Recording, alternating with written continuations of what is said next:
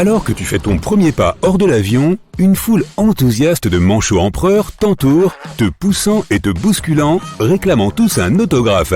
Attends, il y a pire. Tu ressens un frisson comme tu n'en as jamais ressenti auparavant. Même si tu es équipé de plus de 9 kg d'équipement, le vent glacé te transperce toujours. La lumière aveuglante du soleil te brûle les yeux sans pour autant t'aider à te réchauffer. Oui, c'est ton premier jour au pôle Sud et ça n'a pas été facile de venir ici. Tu rencontres ton coordinateur prêt à commencer ta nouvelle vie dans l'endroit le plus isolé du monde. Tout en récupérant tes bagages, tu regardes tes compagnons. Vous avez tous passé les mêmes tests physiques et psychologiques rigoureux pour vous préparer à cet environnement unique et stimulant. Le programme devait s'assurer que vous étiez capable de supporter des mois d'isolement, des températures glaciales et des cycles nocturnes inhabituels. Le pôle Sud n'a qu'un seul coucher et un seul lever de soleil sur une année entière. Sans compter les tests physiques qu'il faut passer, les chercheurs ont besoin d'un certificat de bonne santé lorsqu'ils partent, car il n'y a généralement qu'un seul médecin sur la base. Tu hésites au début, ne voyant rien d'autre devant toi qu'un désert glacé sans fin, mais il ne te faut pas longtemps avant de remarquer un grand bâtiment au loin.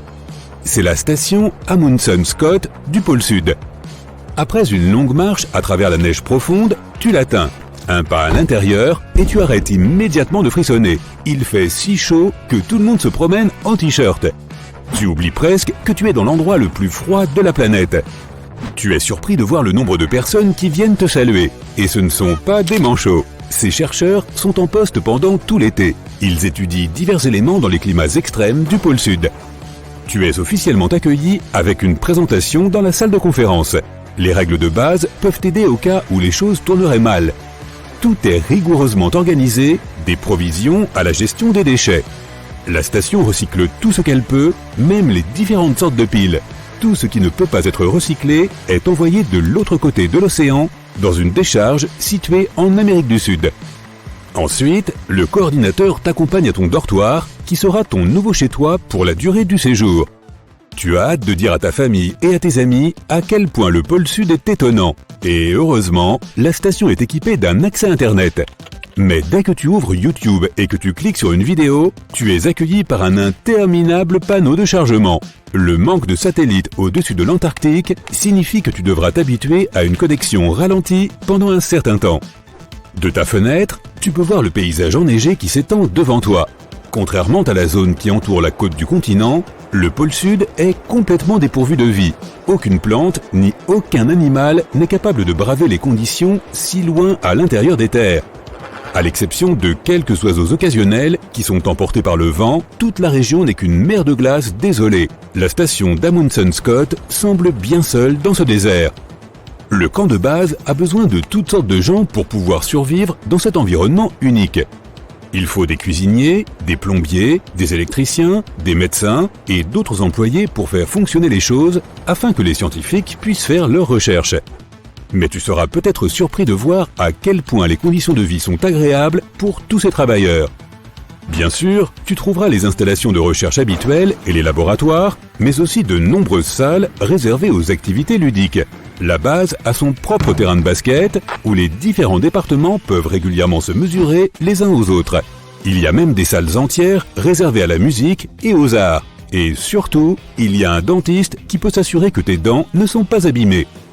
N'oublions pas la cafétéria qui sert des plats du monde entier. Tu as envie d'une délicieuse salade verte ? Alors rends-toi à la serre pour cueillir des fruits et des légumes frais. Tu y trouveras des tomates, des avocats, de la laitue et même des fruits tropicaux.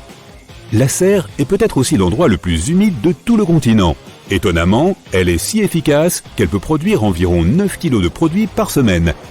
Il n'y aura pas non plus de pénurie d'eau. La base est installée sur une réserve presque infinie d'eau douce. L'équipe n'a qu'à placer la glace de l'Antarctique dans des générateurs spécialement conçus afin de la faire fondre et de la filtrer en eau potable. Édimbourg des Sept Mers. C'est quand même chic comme nom. Tu dois obtenir une autorisation spéciale des autorités locales pour t'y rendre. Les quelques 300 habitants te traitent tous comme des membres de la même famille, cultivent leur propre nourriture et gardent leur île impeccablement propre. La forêt de Daintree en Australie est la plus ancienne forêt tropicale du monde.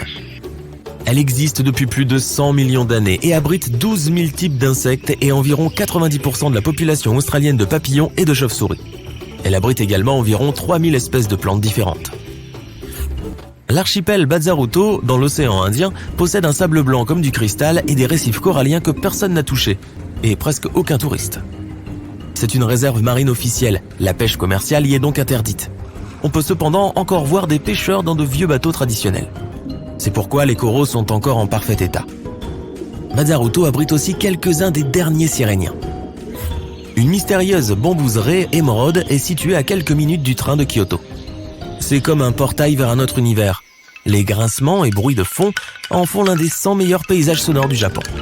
Des artistes locaux fabriquent des paniers, des dessous de verre et des baguettes, tous faits à partir du bambou.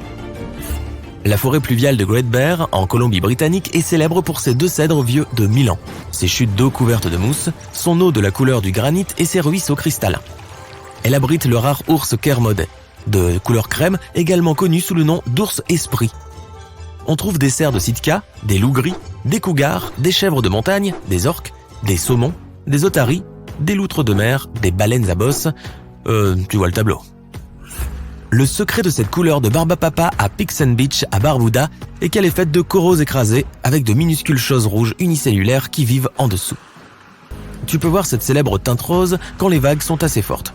Cet endroit n'a pas d'installation prévue pour recevoir du public et donc il est beaucoup moins fréquenté que les autres îles des Caraïbes.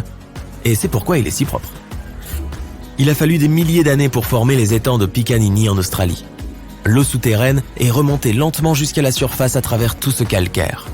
Elle a formé une grande caverne sous-marine avec des parois d'une blancheur étonnante. Il faut un permis spécial pour plonger ici, mais cela vaut vraiment la peine. La Laponie en Finlande a un air parmi les plus purs au monde. Elle possède également des aurores boréales spectaculaires, des arbres parsemés de neige et des paysages d'une blancheur infinie. Les premiers humains sont arrivés ici il y a environ 7000 ans. C'était principalement des éleveurs de rennes et aujourd'hui il y a plus de rennes qu'il n'y a d'hommes et les rennes ne polluent pas vraiment. Le parc national des lacs de Plitvice est l'une des attractions touristiques les plus populaires en Croatie. Il compte 16 lacs clairs et colorés, tous connectés par des chutes d'eau.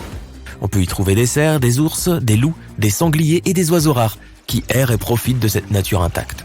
C'est un site qui fait partie du patrimoine mondial de l'UNESCO, alors ils doivent le garder propre. Il y a 60 millions d'années, un grand volcan s'est réveillé en colère dans l'actuelle Irlande du Nord. Il a craché un tas de basalte fondu, un type de lave particulier. Elle s'est refroidie et s'est transformée en 40 marches imbriquées les unes avec les autres qui mènent jusqu'à la mer. La légende locale prétend que leur forme est parfaite, parce qu'elles ont été fabriquées par un géant irlandais. Il a dû construire une route vers la mer pour atteindre son ennemi en Écosse. Badabisurt, dans le nord de l'Iran, possède des terrasses en travertin uniques. En fait, c'est un énorme escalier. Cela a pris des milliers d'années à se former. 2 sources d'eau chaude minérale différentes coulent vers le bas, laissant derrière elles une boue gélatineuse. La pente a pris la forme d'un escalier lorsque l'eau s'est refroidie. Et les sources sont toujours actives. L'une a des propriétés curatives, l'autre produit une poussière qui rend l'eau orange. Quand le soleil paraît, tout devient rouge, orange et jaune. La Laguna Colorada est un lac salé en Bolivie. C'est un véritable aimant pour les photographes du monde entier. Elle tire sa couleur rouge cramoisie des algues et des riches minéraux présents dans l'eau. Elle est entourée de plaines désertiques de haute altitude, de volcans, de boue bouillonnante, de neige et de rochers avec des formes étranges. Puna au Pérou. C'est un désert vide, une terre rocailleuse et un grand rien. Ah non, attends, il y a la yareta. La yareta est une plante à fleurs tellement particulière qu'on pourrait croire qu'elle a été photoshopée. C'est dire à quel point elle est différente du reste du désert. À première vue, on dirait des rochers couverts de mousse. Mais il s'agit d'une plante vieille de 3000 ans, que l'on trouve dans les prairies gelées de la Puna, dans les Andes. Cette plante pousse en groupe, et elles sont si denses que tu pourrais te tenir sur un arbuste de yareta et il supporterait ton poids sans problème. Le Spotted Lake au Canada. Certains l'appellent le lieu le plus magique du Canada. En hiver et au printemps, ce n'est qu'un lac ordinaire qui ressemble à n'importe quel autre. Mais essaie d'y aller en été, quand l'eau commence à s'évaporer. Tu auras l'impression d'entrer dans un autre monde. Un paysage avec des taches bleues, vertes et jaunes. En été, il y a plus de 300 piscines et elles sont magiques. Au cours des siècles, les gens ont toujours cru que chacune d'entre elles avait des propriétés curatives différentes. Oh, et l'explication de ces couleurs vives est purement scientifique. Chacune d'entre elles a une forte concentration de minéraux différents. Rio Tinto en Espagne. Depuis plus de 5000 ans, le fleuve Rouge est entouré de mines de cuivre, d'argent, d'or et d'autres minéraux. Ces minéraux donnent à la rivière sa couleur rougeâtre si particulière. Les gens ont exploité cette région pendant des siècles, jusqu'à ce que toute l'industrie commence à disparaître. Les mines sont restées abandonnées jusqu'à leur redécouverte au XVIIIe siècle. La rivière est assez impressionnante, mais elle est aussi très dangereuse pour les humains en raison de sa forte acidité. Les bactéries présentes dans l'eau créent des conditions similaires à celles que l'on peut trouver dans d'autres endroits de notre système solaire. Par exemple, les scientifiques pensent qu'il y a une chose assez identique sur l'une des lunes de Jupiter, Europe. Un océan acide est caché sous la surface de la Lune. La baie de Toyama. Si tu te promènes le long de la côte de la baie de Toyama au Japon, tu auras peut-être la chance de voir une lumière bleu néon du genre mystique. Elle vient de sous l'eau et éclaire la mer pendant la nuit. Il n'y a pas beaucoup d'endroits où tu peux voir un phénomène pareil. C'est le calmar luciole qui est responsable de ce spectacle époustouflant. Cette créature habite à une profondeur de plus de 200 mètres sous la surface. Mais au printemps, ils se regroupent près de la côte. Parfois, les vagues les emportent même jusqu'au rivage. La lumière que ces animaux émettent est en fait un camouflage qui les aide à se cacher et à se protéger. Pendant la journée, les calmars retournent dans les profondeurs, mais la nuit, ils reviennent faire la fête près du rivage.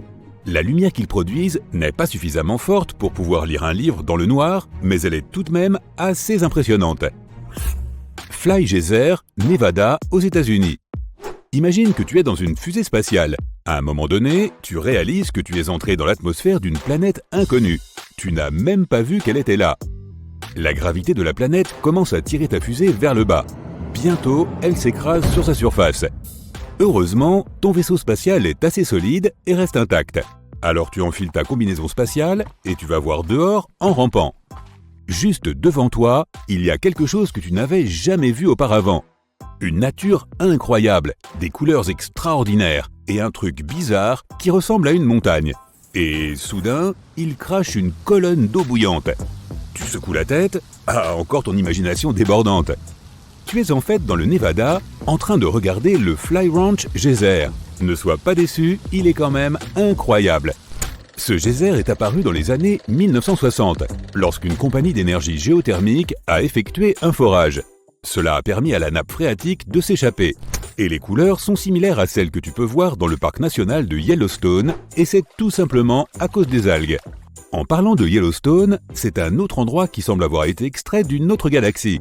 Sur une superficie plus grande que les États du Delaware et du Rhode Island réunis, on trouve plus de 10 000 structures hydrothermales, 500 geysers et des chutes d'eau incroyables. Tsingy de Bemaraha à Madagascar. Voici un endroit où tu peux facilement t'imaginer en train de tomber nez à nez avec des animaux très anciens. Tu peux presque les voir se cacher parmi les rochers pointus qui montent jusqu'à 100 mètres. La moitié de ce parc national est recouverte de forêt et l'autre moitié est constituée de rochers formés par l'érosion de l'eau. L'endroit abrite de nombreux animaux comme des caméléons, des iguanes, des grenouilles et de nombreuses espèces de lémuriens. Glacier Vatnajökull en Islande. Dans ta quête pour découvrir les merveilles extraterrestres de notre planète, n'oublie pas de passer par l'Islande. Tu y trouveras le plus grand glacier de toute l'Europe. À certains endroits, la glace peut avoir plus de 914 mètres d'épaisseur. Vatnajökull possède 30 glaciers émissaires prêts à être explorés. Ce sont des canaux de glace qui autrefois sortaient d'une calotte glaciaire mais restaient coincés dans les limites de la vallée. Quant aux célèbres grottes de glace islandaises, elles se forment lorsque l'eau de fonte traverse un glacier en essayant de remonter jusqu'à la surface. Cela se produit généralement en été, lorsque les températures sont plus élevées et que le flux d'eau est plus intense. Lorsque les températures baissent, l'eau gèle. C'est ainsi que les grottes se forment. Staffa, Écosse, Royaume-Uni. Staffa est une île inhabitée qui ressemble à une autre planète. Une fois que tu la vois, tu ne peux pas te défaire du sentiment qu'elle cache des tas de secrets. Pourtant, en réalité, c'est un lieu calme, presque entièrement occupé par les oiseaux de mer et les phoques. Pourtant, personne ne peut contester que les incroyables colonnes de roches donnent à cet endroit un aspect unique et mystérieux. Cela a toujours encouragé les gens du coin à répandre des légendes sur cette grotte inhabituelle. Les colonnes elles-mêmes se sont formées il y a des millions d'années, principalement à cause d'éruptions volcaniques. Glowworm Caves, Nouvelle-Zélande. Imagine que tu trouves une entrée dans une grotte magique. Tu avances à toute vitesse sur ton bateau, impatient de jeter un coup d'œil à l'intérieur. Et tu es récompensé par l'une des plus belles visions qui soit. Tu découvres une grotte fermée qui semble se trouver sous un magnifique ciel étoilé. Tu n'as pas besoin de faire tout le tour de la Voie lactée pour trouver quelque chose de semblable. Les Glowworm Caves en Nouvelle-Zélande sont là pour toi. Les grottes ont commencé à se former il y a des millions d'années. Et maintenant, elles possèdent une impressionnante collection de stalagmites et de stalactites. Mais ce qui les rend vraiment uniques, ce sont leurs vers luisants. Les grottes abritent des milliers et des milliers de larves lumineuses. Les vers ont besoin d'attirer des insectes et d'éventuels partenaires. Pour ce faire, ils utilisent leur queue qui brille dans le noir. Il y a beaucoup de grottes comme celle-ci dans la région, et les gens les explorent depuis plus de 100 ans. Le Wulingyuan est une zone d'intérêt historique dans le Zhangjiajie, en Chine. Cet endroit étonnant offre des paysages à couper le souffle et compte plus de 3000 piliers de grès. On dirait que la nature a décidé de faire sa propre version des gratte-ciel. Certains d'entre eux atteignent la moitié de la taille de l'Empire State Building. En général, il est impossible de savoir où commencent les piliers. Tout ce que tu vois quand tu essaies de deviner ce qu'il y a au fond, c'est un brouillard sans fin.